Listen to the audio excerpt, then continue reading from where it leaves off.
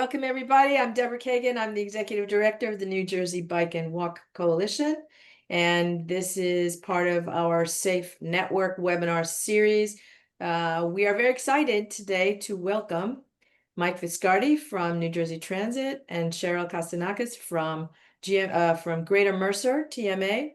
And we decided to do this one on transit. This is the first time we've really tried to do a bit more of a deep dive on transit and its connection to biking and walking, how land use and the area around transit affects our access, our ability to do active transportation. So we're really excited for this. I'm gonna turn it over to Paul. I would just tell everybody, number one, we are recording this and we will post this recording on our website under the Safe Network. If anybody has colleagues or wants to revisit this session, it will be up on the website probably within a week of this session. And as Paul said, I just want to do a big shout out to everybody who supported both the Greenway, which had a groundbreaking last week, and the new legislation for inclusion in driver's ed for the safe passing law. And again, for all your support for everybody on that. So take this as a big win for all of you. We're really excited. Things are moving forward. The Target Zero Commission is also moving forward. And just a quick reminder, you can contribute to the development of the action plan by going to the website that Voorhees Transportation Center is leading. And Emmanuel, maybe you could help us just stick that in the chat if you get a chance. Okay. Great. Paul, I'm going to turn this over to you again, everybody. Q&A goes into chat, and we'll try to get to some questions at the end. Thank you all. Thank you, Deborah. And thank you, Michael and Cheryl, for your work on this and agreeing to join us and present. So this is a little bit a topic and a theme a little bit different than what we typically do, but very much an important piece to our bike and walk world. You know, we can only bike and walk so far, and so we'll be looking forward to hear about how we can improve our communities by improving our access to mass transit and perhaps improving our mass transit, and how it's an important piece. So I'm going to be sharing the screen, and the slides will be made available on our website. So keep in mind. But thank you for joining us this July. And Michael, I'm going to turn it over to you. I'm going to start sharing my screen here and get you in here. So, thank you, Paul. Oh, okay, there, I had it. Oh gosh, best laid plans right here.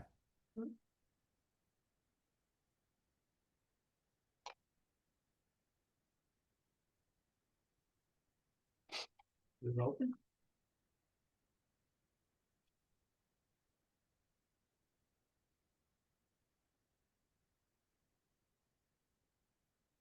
Not seeing anything.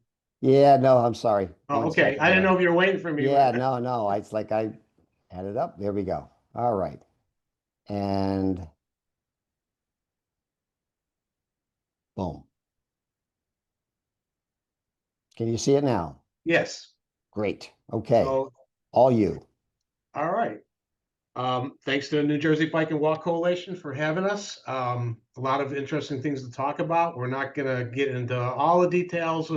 Some of these slides are going to have a lot of information on them, and for the purposes of moving this along, I won't get into every single detail, but I just want to cover some ground.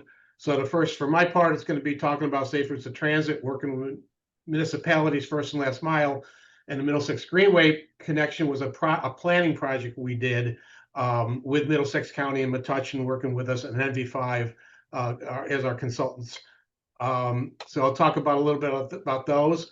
And for bike stations and kiosks, we have New Jersey Bike and Walk Coalition stations we'll talk about. We partnered with them on a couple of them. There was some hurdles they had to deal with. And we've been working on a New Jersey Transit pilot program that I'll talk about, and we have hurdles that we're dealing with, but it is moving along. Talk about Transit to Trail. That's a program our GIS people did really wasn't involved in that, but it's online. We'll talk about that briefly. And then what is transit-oriented development? I was asked to talk a little bit about some of the land use issues around train stations. Our department does have its own transit. We have two departments in real estate and planning that deal with development of transit-oriented development. And then lastly, Cheryl will talk about the Greater Mercer TMA. And again, trying to get through this so we can all, get through our presentation, and then, we can answer questions at the end. Next slide, Paul. So the first principle, is complete streets, improve transit access. The term complete streets describes a movement that began about 15 years ago with the objective to rethink our streets and shift from the emphasis on motor vehicles to a balanced approach that meets the safety and mobility needs of all users, including pedestrians, bicyclists, transit riders, cars, and other vehicles. This can be achieved through changes to public policy, funding allocation, and the way we choose to design, operate, and maintain our streets.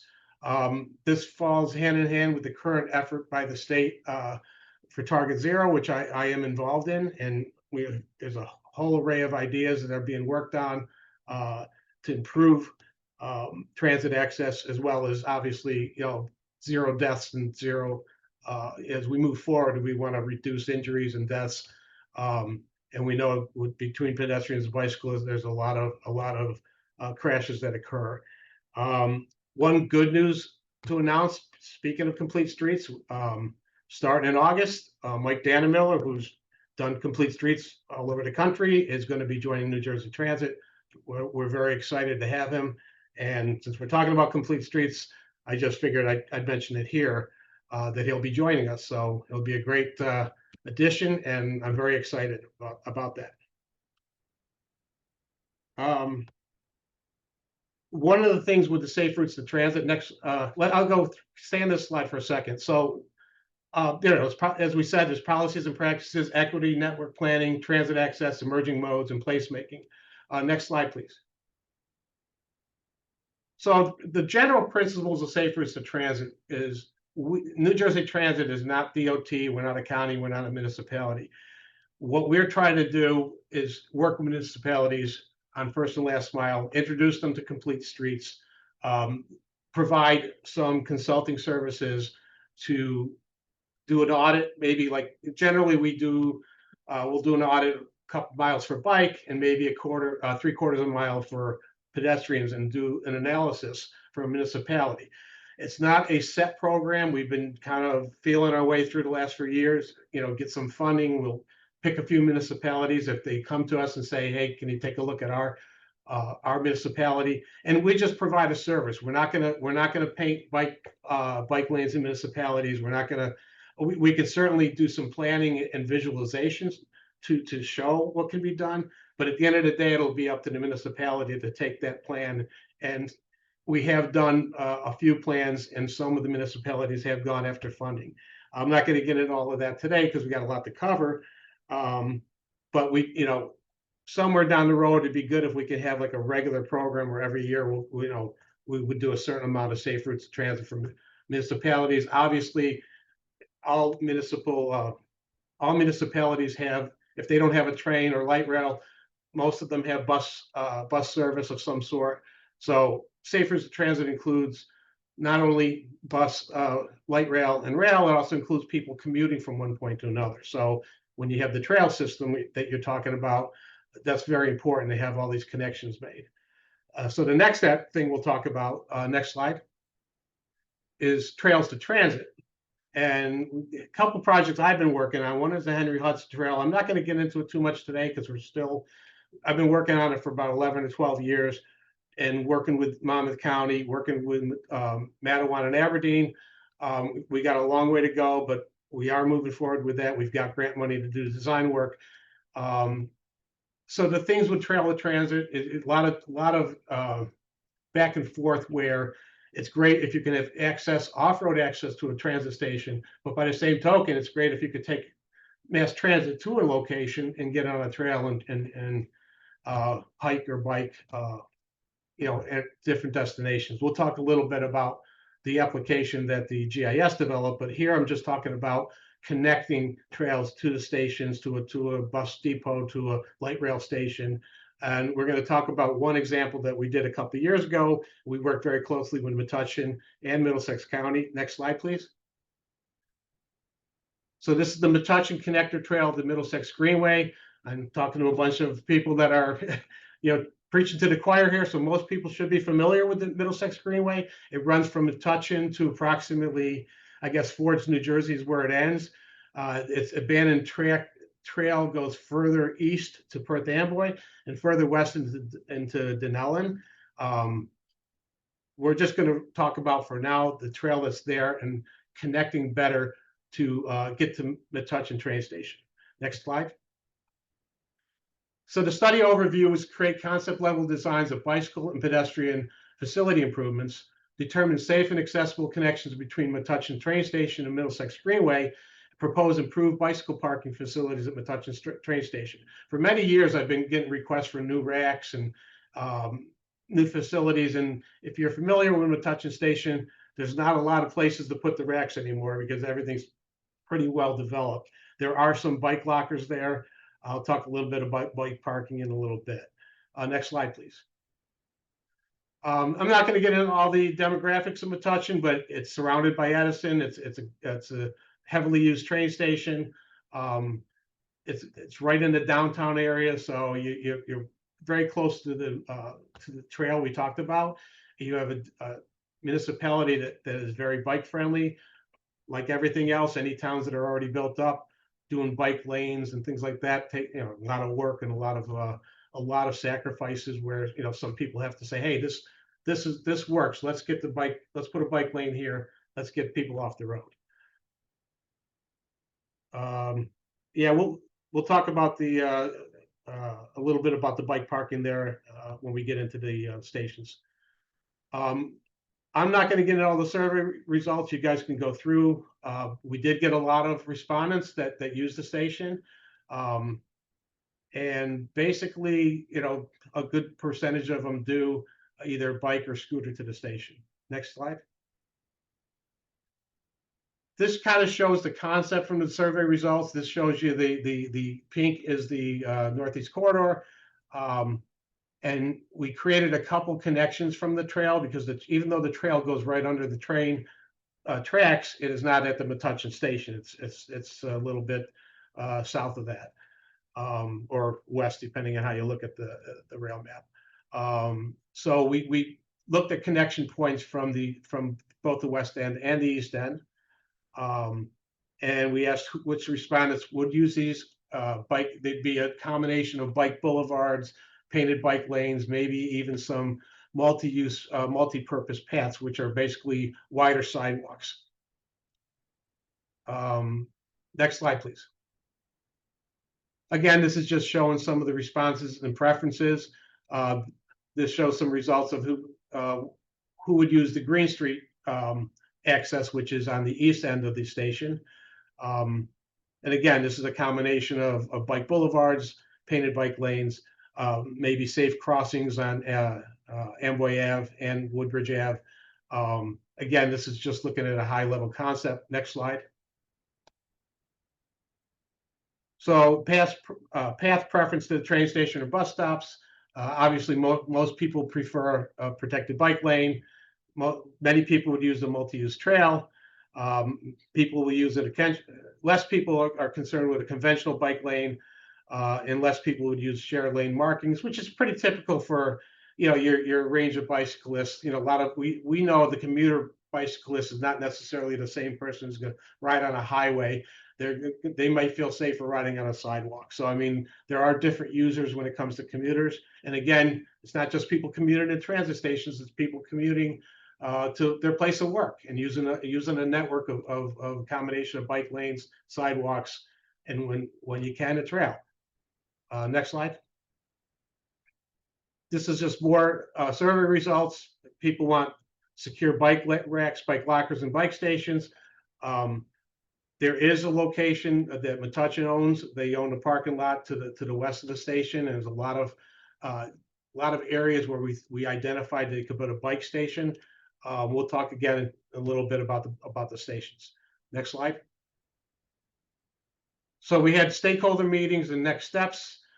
March 2023, internal stakeholder meeting was held to identify potential treatments across the 2 connector trail concepts using box exercise. NV5 drafted full concepts to be shown to external stakeholder group in the coming months, and the concept plans were handed off to the borough in October 2023. If things advance, New Jersey Transit will continue to provide technical planning assistance as requested. And again, that also includes identifying maybe a location for more bike parking. Next slide. So now we're going to get into the bike depot, bike kiosks. So New Jersey Bike Walk Coalition actually started this off a few years back, I think 2014, if I'm correct. And they actually started building some of these kiosks at rail stations. New Jersey Transit currently working on 2 programs. We're trying to get through the first program, which is a pilot program for 5 locations. I'll talk a little bit about that. Next slide. So the New Jersey Bike Walk Coalition, I believe Bay Street was the first one, and then Bloomfield. Yes. And then it was Elizabeth, and then the next one is going to be Summit. And I will say on behalf of them, on behalf of the coalition, apologize it took so many years of a lot of permits and discussions. And basically what happens is when you build these type of facilities on New Jersey Transit property, you do have to get some additional permitting, DCA approval. I'll talk about permits in a second, but that one was a little bit more involved than the other stations because it's a standalone shelter. Again, I know it's Paul. I don't know if you want to mention when it's going to be ready, but it's moving along. Yeah, we're looking at it actually taking the last steps this weekend, and it'll be ready to start using this coming month of August. So, and then hopefully we'll start putting in ours very shortly. Next slide. Okay, so the first pilot program, the municipalities are, and I wrote it down somewhere.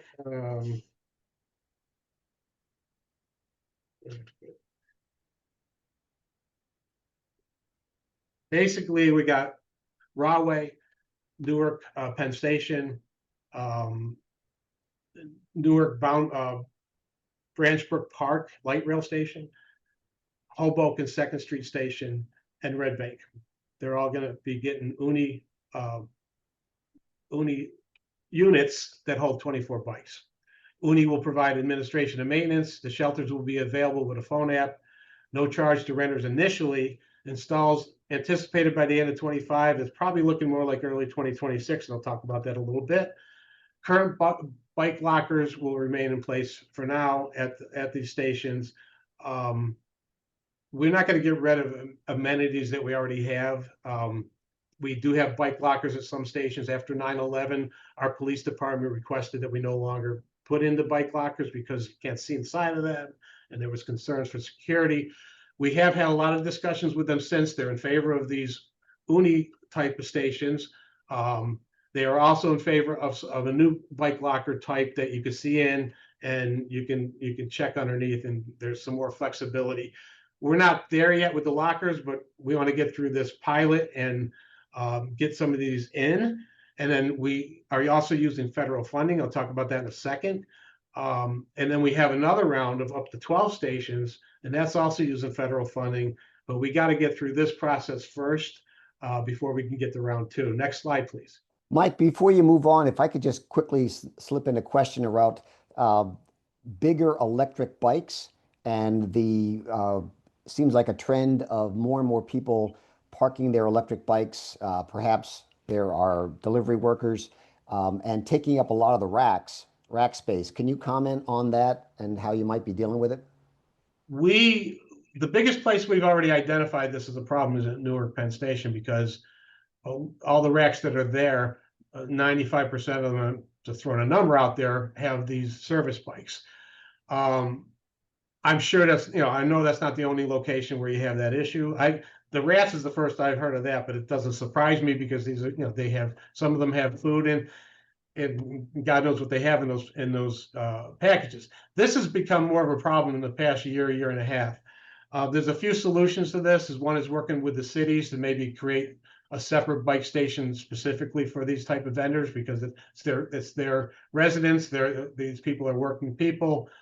But by the same token, these are supposed to be meant for commuters.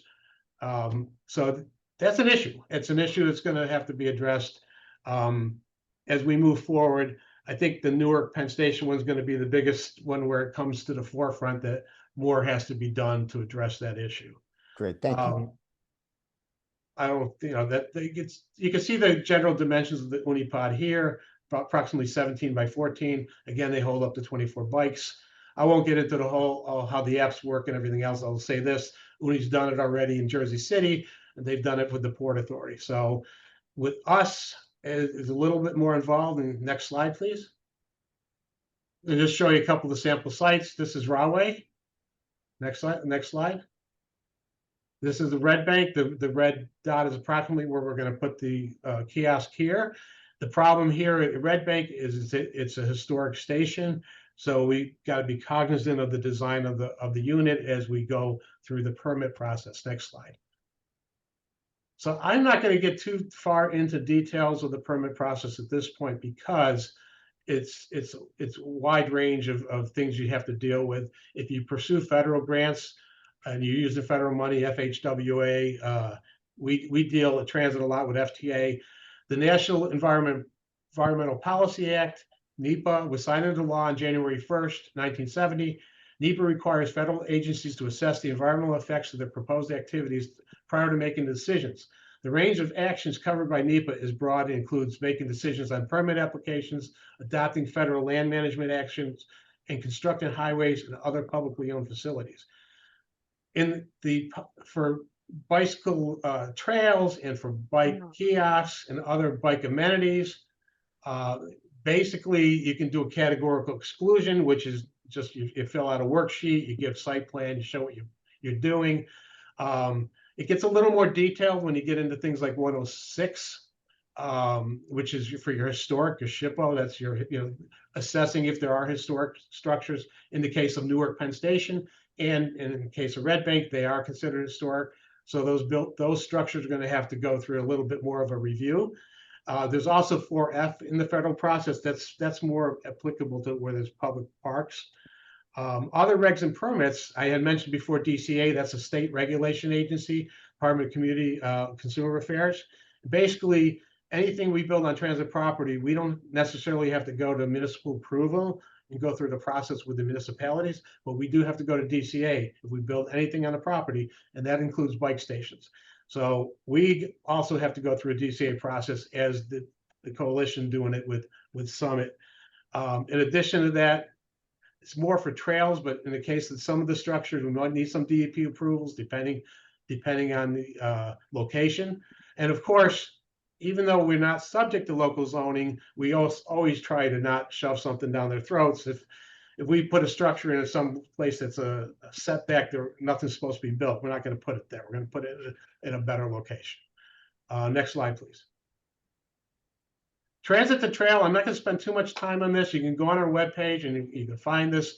It basically shows you, gives you some interactive maps of where there are trails in proximity to our transit stations. Even though I was not involved in this, I have given them some updated information. And I think they do try to keep this up to date. Again, this is an amenity that we have that I'm not going to take any credit for, but I was really happy to see that there's other people here dealing with these issues, and moving forward, I'll be more communication working with them. Next slide, please. I'm going to talk quickly about transit-oriented development. Next slide. Transit-oriented development is high-density development around a train station. Community programming, mixes of uses near transit, active transportation, community engagement, complete streets. Wayfinding, multi-use trails, right-sized parking facilities, curbside management, high-quality public space, residential density, and a mix of housing. These are all elements of transit-oriented design. Next slide, please. Benefits of transit-oriented development, we refer to it as TOD: increase transit ridership, expand equitable and inclusive transit access, promote a more sustainable future, reducing VMTs, increase affordable housing and diversify housing types, promote economic growth. So basically, the planning unit with our group, just as I was talking about before about safe routes to transit, the transit-oriented development or transit-friendly group works with municipalities and basically, tries to encourage them to change the density of the residential housing to entice more development around train stations. That involves commercial use, office use, some higher density residential. Now, all municipalities are concerned when you put more housing into the municipality, that puts the tax burden on the schools, and it does a lot of other things that some people will take as a negative. But you're basically trying to show that you can work around the train station, and everything improves around that area. And you see it happening naturally anyway. You go through any of these towns and you're seeing the building going up around. It happens in Newark and Rahway and Aberdeen, Mattawan, Red Bank. It's still going even through COVID. The building was going quite a bit. And again, some of it's is a process of us working with municipalities, and some of it's just through developers finding the right formulas in some of the transit towns. Next slide. What is the transit-friendly planning guide? This is a guide that we originally did in 1993. It was before my time at transit. About a year and a half, 2 years ago, our group did develop a brand new transit-friendly planning guide, which again is really meant for everybody, whether you're in a municipality or just an advocate to try to get better improvement in your community. This is something that hits on a lot of the topics we talked about today. But it also talks about land use around a train station. And again, sometimes high density is a dirty word, but if you look at the principles of transit-friendly planning and transit-oriented development, you see it can really be a win-win for a community. Next slide. So again, this just shows the different types and uses around with transit-oriented development. What you see in the handbook talks about urban neighborhoods, town centers, suburban neighborhoods, and even rural places. You can look at some solutions for this type of development. Next slide. Just briefly talk about our policy. Next slide. So TOD, as I said before, walkable mixed-use development centered around integrated with transit stations. New Jersey Transit intends to grow its TOD program to expand and improve TOD at and around its facilities. And I think basically that's just leads up to where we can go. Questions are for the end. We'll go through I've seen a lot of questions down below. We'll wait till the end of the presentation and we'll try to answer some of the questions. A little sooner than I thought, Paul, but I think we can always go back and talk about things as we need to. Yeah, no, that's great. That's great. Thank you very much. And Cheryl, I'm going to bring your slides up, and Thank we'll you. get to sharing here as well. Here we go. Thank you. And thanks everyone for joining the webinar today. And I appreciate the opportunity to be able to participate in today's presentation. I mean, we're talking the dream team of modes for TMA to talk about: bike, walk, and transit. So totally in our wheelhouse. You can go on to the next slide.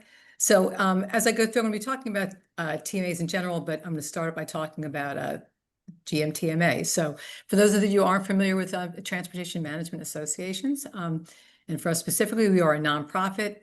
We were created and established in 1984. For us, our service area is Mercer County, which is obvious. What is not obvious is that we are also Ocean and Montgomery Township in Somerset County. We're a mission-driven organization, so our goal is to improve mobility, increase safety, and further sustainability in our service areas. And we do this by working with all the different entities that you see listed on the screen. This is right off our website. So we work with employers, with commuters, schools, community, the municipality, seniors, many different groups to try to get people where they need to go and as sustainably as they can. So we are also one of 8 TMAs in New Jersey. And actually, next slide, please. New Jersey is unique in that we are the only state that has fully covered by transportation management associations. So I just wanted to put this map up so that you could see potentially where your TMA is located. And there's also a link there that people can see the page that will be able to reach out to the TMA if you're interested in your community. So again, a lot of the stuff I will say today will be specific examples from Greater Mercer TMA, but most of what we do, certainly the mission is the same for all the TMAs. Next slide, please. Okay, so we're talking transit, and the one thing that we have totally learned and know about transit is that barrier to entry is frequently not the lack of transit availability, is that people do not know it exists or they don't know how to use it. There's a definite fear factor in not knowing how to use it. And I'm telling you, a bus can be running in front of someone's house until the day they need it. They have no idea where that bus goes. So that's where we come in sort of in a big way in relation to transit. All the TMAs do this. We do trip planning. And I'm going to say this now, so I don't forget to say it later. We're all small organizations. And one of the benefits of using us and calling us is that you're going to get a real person who's going to talk to you. And we take our time. We make, we answer all kinds of questions. The questions, if you have a question about transit and want to know, you call the TMA where you're trying to, in the service area where you're going to. So if someone's looking to commute into Mercer County or travel to Mercer County, just as an example, someone called last week, they were looking to go from Hoboken to the Hindu temple in Robbinsville by transit, and took our time, worked the way, getting them to, the best way for them to get there. So that's sort of how it works. But you can call or email. Most of us have general email boxes too, and we will take our time and help you get to the best as we can wherever it is that you need to go. We also do transit schedule distribution. So libraries often want New Jersey transit schedules they sent to us, but we distribute them as appropriate throughout our service area, Board of Social Services, other places like that. We're at community events, again, talking transit, giving out information for it. So those are things that we definitely all do. And I'm going to go into a little more details on, if you can go to the next slide, I want to talk about our mobility guides. So we have guides, one for Ocean, one for Mercer County. And it is truly like a how to use transit. Everything from how to flag the bus to bikes on transit, how to read a timetable, local services. It's all inside these guides. We work extensively to get them out to nonprofits and other places people who work with clients that might need help with transportation. So they at least have an awareness of what's out there. They can still reach out to us, but this really is chock full of information. If your TMA in your service area doesn't have it yet, they may have one for their area, but I know that it's in everyone's work program. So at some point in the next year or so, everyone will have one if they don't at this time. And the bottom are just some inside pages from the guide. So you get a sense of some of the information that's in there. Next slide, please. So we also have maps. This is our interactive transit map. This one is for Mercer County. And you can, in this case, I have it pulled up. So all the New Jersey transit routes are showing in our area. We could also have shown a layer with the local routes or Tiger Transit, which is located here. But one of the things I really love about this one in particular is that it has the fare zones, which is one of the trickiest things for people. They don't know where the fare changes, and it's a little bit difficult to see that on those stick maps that people don't like reading that much. But here you can zoom in and you'll be able to really see where you're able to get that information. Next slide, please. And here's just another look at it. Here this is another layer I wanted to show. We added rail to it, New Jersey Transit Rail, and the Access Link service area. So someone would have an idea, do I live with, if there's someone who needs Access Link, which is the accessible service for people who can't get to the stations, am I in that service area? They'll be able to see that looking at this map. Of course, they'll still need to call New Jersey Transit, but it gives a good idea. And we will be working on, we do not have a full interactive map for Ocean yet, but that will be coming this year. Next slide, please. So here's another map, which seems similar in nature, but this one is, we try to do some tools for social service professionals. And this is where the land use part comes in also. So here we have all affordable housing, and actually it's all age restricted housing. So we have affordable and market price. So I did one little pop out there for a community named St. James Senior Village. And where it's located, you can see when you click on the dot, it shows that it's obvious that it's not in the Access Link service area because we have that highlighted, but you could also see that it's, and you can also see that it's not within a 1/4 mile of a bus stop. Now, if I go inside where the Access Link service area is and I clicked on it, some of them may be an Access Link service area, which is 3/4 of a mile, but other times it'll say no to, are you within a 1/4 mile, which means it's not really great walking distance. So this is a case where this is affordable housing for older adults. You know, can they work with people who are looking for housing and saying, well, if you're transit dependent, then steer them toward the right place. Developers, can they look at it? Can they, should I try to be in that little blue blurb when I'm going to build affordable housing? So this is a tool that we have this for Ocean also, but something that hopefully is beneficial to helping getting more people onto transit. Next slide, please. So we have the tools, the maps and the paper, but sometimes you just need to do it to really learn how to do it. So we have travel training program. These are flyers for 3 different programs we had, and I'll kind of just walk through them to get a sense of the different ones. The first one says Travel Instruction 101. This is one that we do with older adults, largely at senior centers or at a senior living facility, but we also do this with high school transition students. No flyers needed there because we work through the schools. So those are students that are 18 to 21 that generally will not be driving because they have some learning difficulties. So we have a 2-part. There's the classroom where we teach them, the ins and outs of how to do it, how to reschedule, practice different things with them. And then the next part is doing a field trip. So we all go out on the bus and we go somewhere. Like recently we did one where went from the Hopewell Valley students to TCNJ. I almost said Trenton State, to TCNJ. So with different programs like that with seniors, honestly, we always go out to lunch because they need a reason to go there, but they also have a chance to get travel buddies, and that gives the confidence to go back out again. Then we have one that's transportation technology. It's our Maps, Apps, and You. And so those are for people, even if they're not necessarily totally interested in transit, they learn all about it, but we also really work with how to use Google, maps and features, even just to keep them safer for driving, because a lot of them are not familiar with Street View. We also go visit other countries on it, so they could see that you could take a walk around Venice by going to any country which is always very exciting to them. We have them pick a location, but we teach them how to use all the apps, all the technology to help them be better at or more comfortable traveling. And then this last one is actually something that's coming up September 17th. We're going to have an Access to Wellness that's for professionals, but we frequently do our travel instruction. Sometimes it's through the guide virtually with people who work with clients who need help with transit. So we'll, in those cases, we'll do sort of, just with like, we've done it with the Trenton Area Soup Kitchen or with Homefront with the case managers there, the Board of Social Services. This one is going to be Access to Wellness because we know that in our community health needs assessment for the county, that's been a big factor. So this is going to focus with social service and healthcare professionals for them to come, access to food, access to hospitals and to health and that type of thing. So those are some programs we have. Many of the other TMAs also have travel training. I am not certain that all do. Next slide, please. Excuse me, may I ask a question about your map, app, and you? Can anyone from outside come to this seminar that you're having on the 1st of August?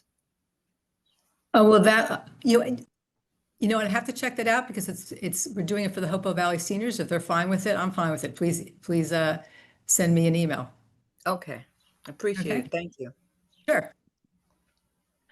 Okay, so I've given a lot of information, I think, on transit and how we get people to know about transit and learn about transit. But in the end, the reality is you still have to get to transit. And that sometimes is where the problem really comes in. One of my favorite one-liners from a comedian, which others may have heard before, from Stephen Wright, he was always dry one line. He'd say, everywhere is walking distance if you have the time. But we all know that everywhere is walking distance if you have the time and the infrastructure to get there. That's the reality. And that's where this part of the first mile, last mile really comes in, because we know, and if you look at this picture here, which was taken recently on the light rail here in New Jersey, that was 5 bikes in the vestibule with me standing right there. So there was room for all of us. We all got on, but the bottom line is everyone's not driving. And we need to be able to make these connections. And so this is where Mike talked about the complete streets, how critical that is. It's something the TMAs, work on with communities, try to help and encourage the ideas, do walk audits and road safety audits and things like that to help. Trail connections, we personally have the Greater Mercer Trails Plan. We're trying to push that idea, the concept that same connectivity is entitled for people who are walking and biking, along with the sidewalk network. It could be transit to transit, so we have last mile services. I mean, here in Mercer County, we have the Z line, which takes people from, sort of a hub of transit in Marketplace in Hamilton and gets them out to warehouse jobs. Princeton has a municipal service, so it's not meant as a last mile, but it does go to the shopping center where they can, or into downtown where people can get on that bus and then connect to transit. In Trenton, they have something that's relatively new, like the last year or so, Go Trenton, where it's microtransit. So you can get anywhere around the city using it. It's on demand, but it certainly can get you to a bus stop that's not near you. It can get you to a train station that's not near you. And I know for VIA in Jersey City from meetings I've had with them in the past that, they're one of their big functions is make sure they're staying out of the way of New Jersey Transit, but getting people to New Jersey Transit so they're not competing, because I think that's a really critical thing, to not compete with New Jersey Transit, but to create that access. And I'm sure microtransit moving forward may continue to do that in different locations. And then there's amenities, so bike parking. Mike's talked a lot about that, so he's got, I don't need to say much, but we do have some here in Mercer County, and Princeton Junction tends to be well used, Hamilton less used, and partly because the access on the road network is not as strong. So it's a little more difficult for people to be able to ride their bike there. And then finally, are there things like bike? We don't have bike share, but that's another amenity. Like I look at all these bikes on the light rail and go, do they need the bikes on both ends? What if there was the appropriate bike parking on one end? Or maybe a transit service, another transit service on the other end. It's great that they're taking the bikes on, but maybe that wouldn't be their first choice. Maybe they really would rather just have the parking. Maybe because I know that at least 2 of these bikes got off in Trenton, and this was during rush hour at the end of the day. Maybe they really didn't have to have it. I mean, if there had been bike parking at Trenton. So those are some of the issues that we really need to do. And I think, we work to advocate for it and work towards it as much as we can. And I believe that, there's an opportunity for everyone who's, whether they're listening now or just, this is a good place for advocates to be able to try to make a big difference. And I think I just have one more slide. And this is just to add, there's, talking just some tools that also, if someone's looking to see where might there be some accessible issues. We have the trails plan that shows where there are existing trails as well as proposed one. DVRPC has a great sidewalk inventory, so you can see, where the sidewalks are, and hopefully not where the sidewalk ends. And then also we have paper maps and that we've done for Lawrence and West Windsor, and they're also available online. That's the bottom one, I think, is the Lawrence one right there. So that's it. That closes out my presentation. And like Mike, we're open to any questions. Great. Well, thank you so much, Cheryl. I know we have some questions in the chat that we want to get to, and we have a few minutes. So I'm going to stop sharing here and get to some of these questions. Mike, if you'd like to address any of the questions, I'm guessing you were looking at some of those. Yes. As we're... And now I can't seem to find, oh, there it is. Okay. Let me go back up to the top.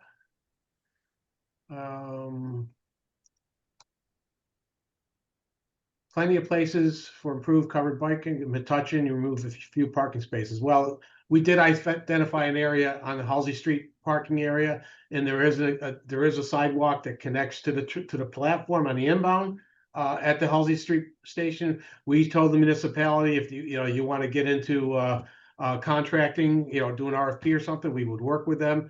Yeah, I know Jersey City's done it and successfully. So I mean, and I think Mike's on the call here, but we're willing to work with them. That's not our property.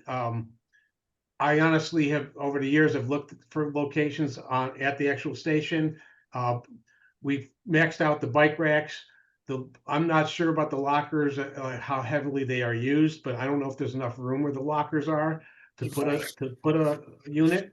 But there is that Halsey Street station, to me, is a good location because it's flat and you can get right over to the platform. Let's- This question about the smartphones.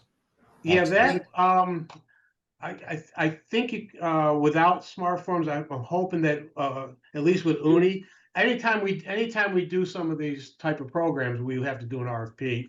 But right now, UNI won the first round, and I think we need them to have certain options besides smartphones. But I can get more information on that. Yeah, Mike, I was going to say, I do believe there is an option for people that do not want to use smartphones. There'll be like a card or a file. Yes, I think that's what it is. I think you have to put a credit card in.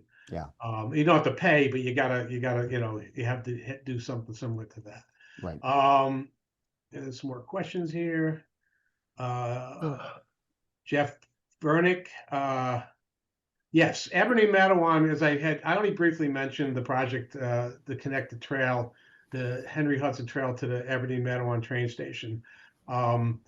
I really have interest in two things for Aberdeen Mattawan if the trail goes through. One is they have a facility, a bike kiosk that holds a lot of bikes. There are locations besides the locker area and where the racks are. There is locations to put more facilities, bicycle facilities. I would also like to see if this ever connects to the train station. I would really like to see some sort of a share program.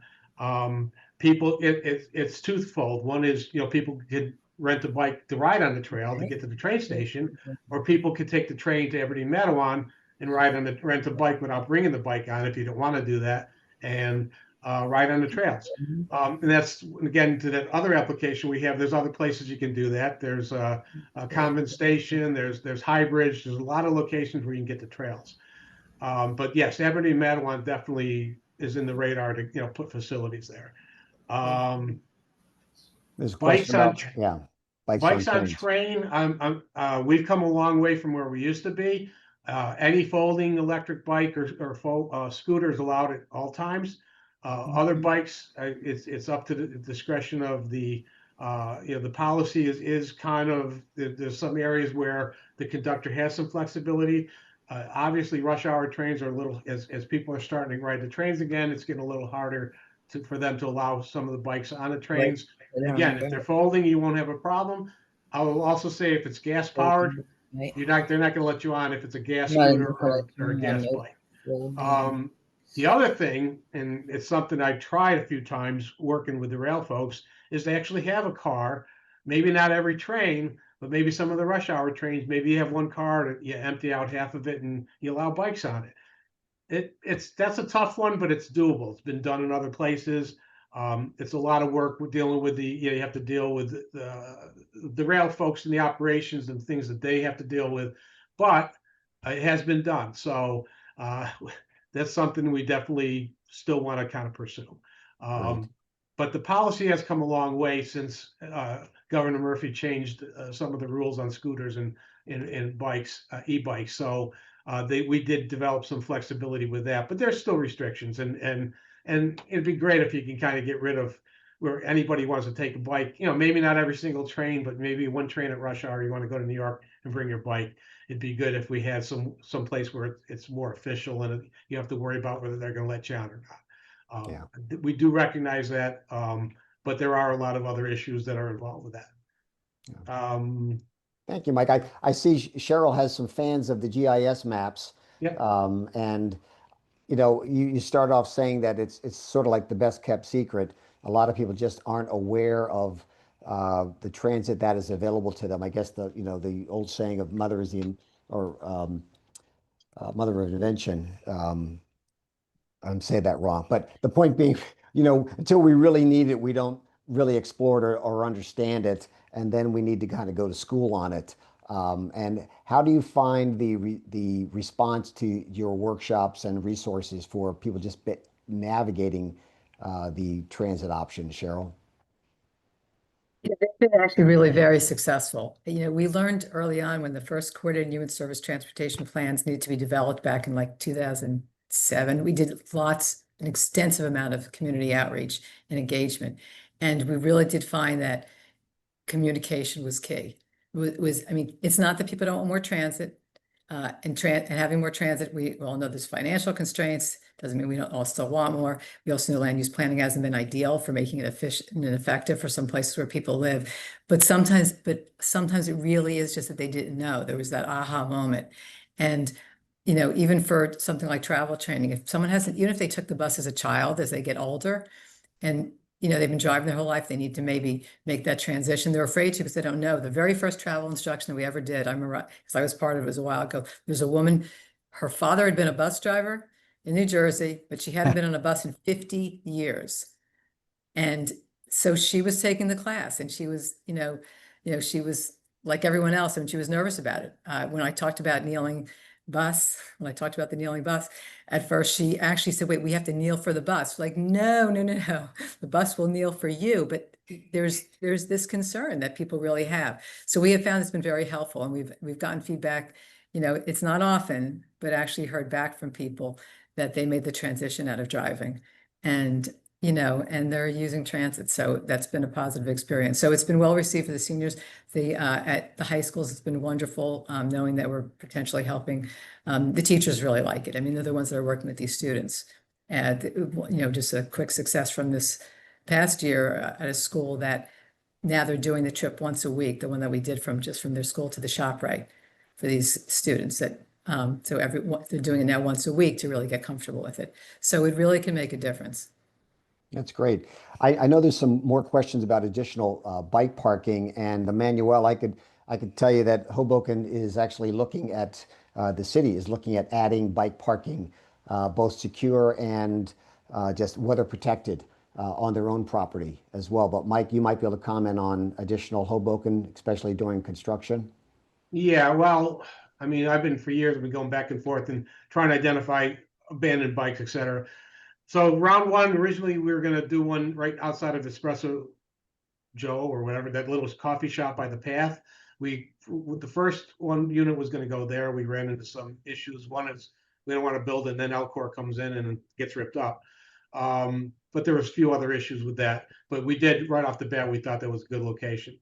We looked at a few other locations. Round two, over by the light rail station at Hoboken, we are looking to put one pod there. And as far as, these whole 24 bikes, obviously, if they fill up right away, we would definitely want to look to expand stations where we can.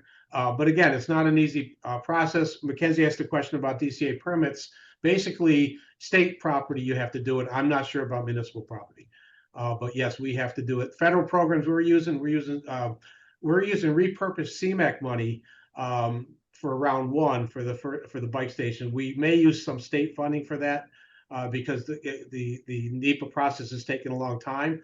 Round two is COVID funding.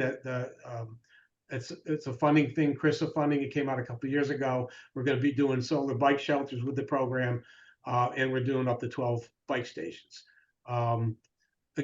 That, as I said, Hoboken will have one in that plan. Basically, let's see the other question here. There's a question about the getting bikes from the coaches. Yeah, that one is tough. I mean, some obviously we have racks on some buses, and I think newer fleets are coming out with them. I do know, like for example, in New York City area, they don't want the bikes going into the path Port Authority structure for several reasons. But I do know some of our buses have racks. We haven't gone back to talk to them in a little bit on the fleet, but we can also try to revisit where they're at with their fleet development with putting racks on future bikes. Yeah. Mike, there's a question about scooters in the Uni parking.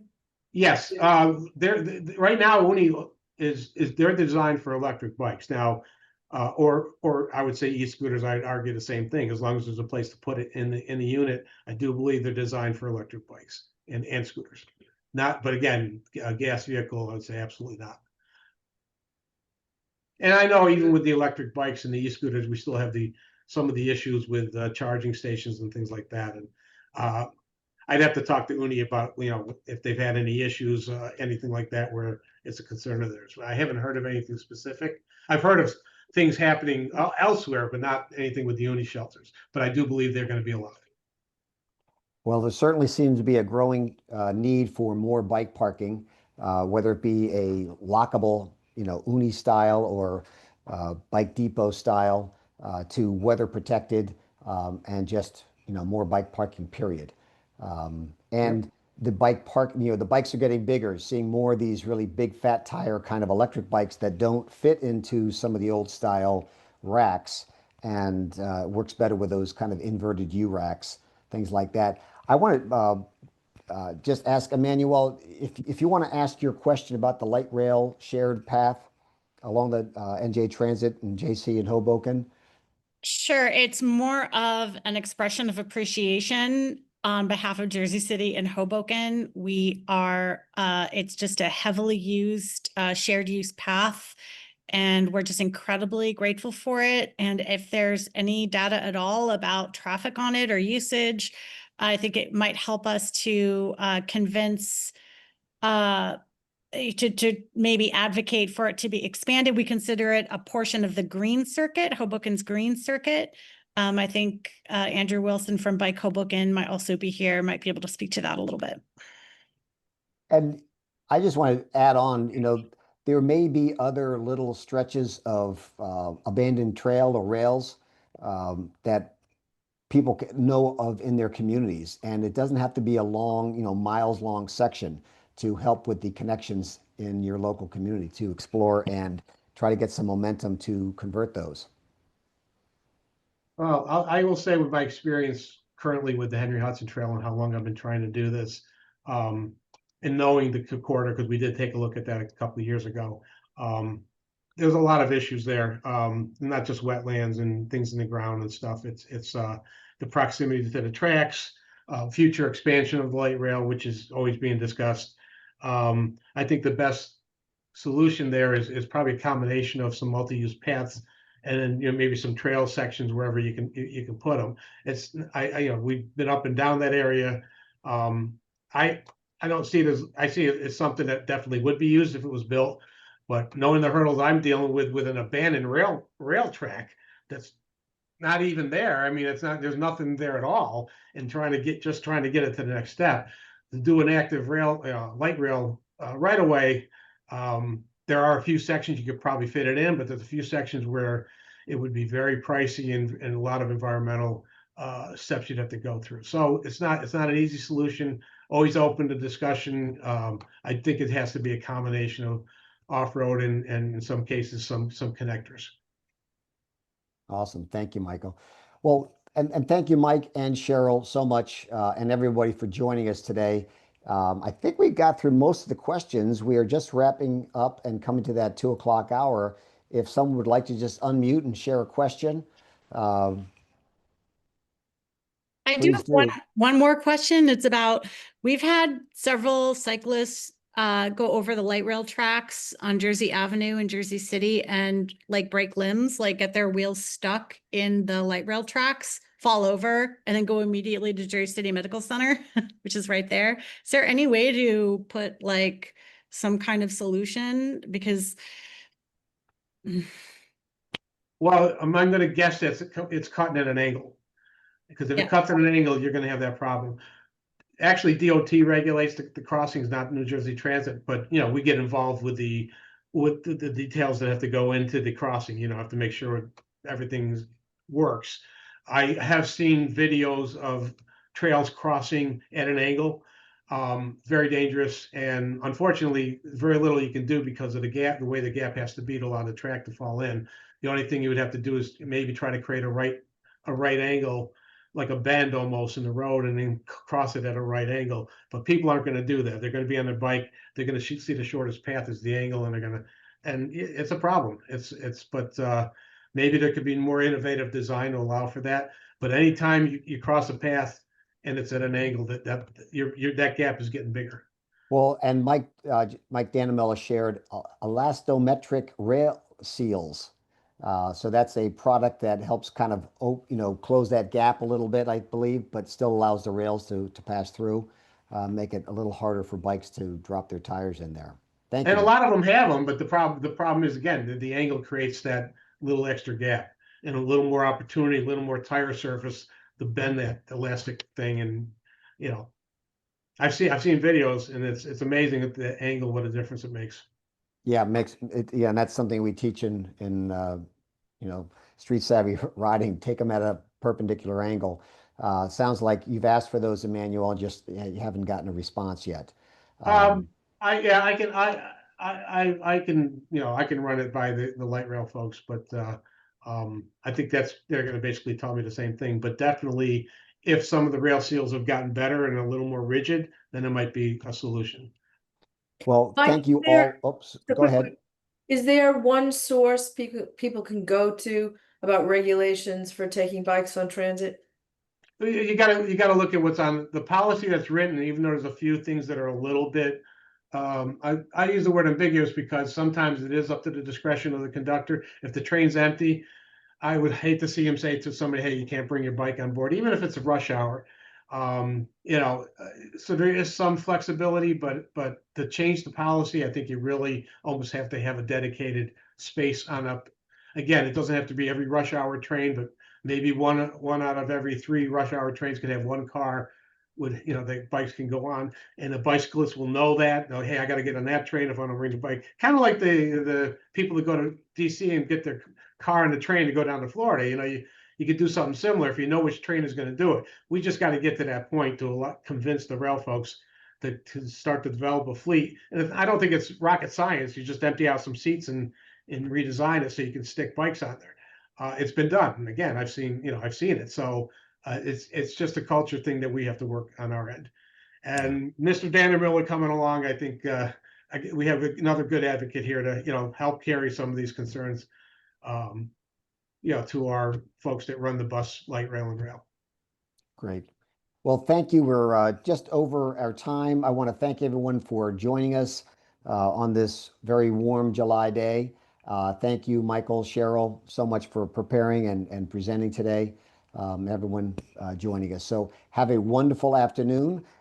We will be looking at another SAFE webinar, network webinar in September, looking at a few different topics, particularly data and how data can be used and what our data centers are now. There's less of a lag in time, and hopefully we can get close to that 100% to have all the municipalities with NJ crash. But we'll take a look at data and some other topics. Please share with us. If you have seen our newsletter go out, there's a lot of great events coming up. So please take a look at the newsletter. A lot of great content in there. Thank you, Emmanuel. And a lot of great events. And then before we know it, we'll be in September and October. And there's always lots of prime bike riding events then. So thank you, everyone. Like to do one last pitch. Thank you very much, Mike and Cheryl. Really, this was great and sort of a new approach for us. Just a big shout out to everybody. If you like the Safe Network work we're doing and the other work we're doing, please become a member. Please donate and join our email list. So thank you all for coming. Take care, Thank you, everyone. everybody.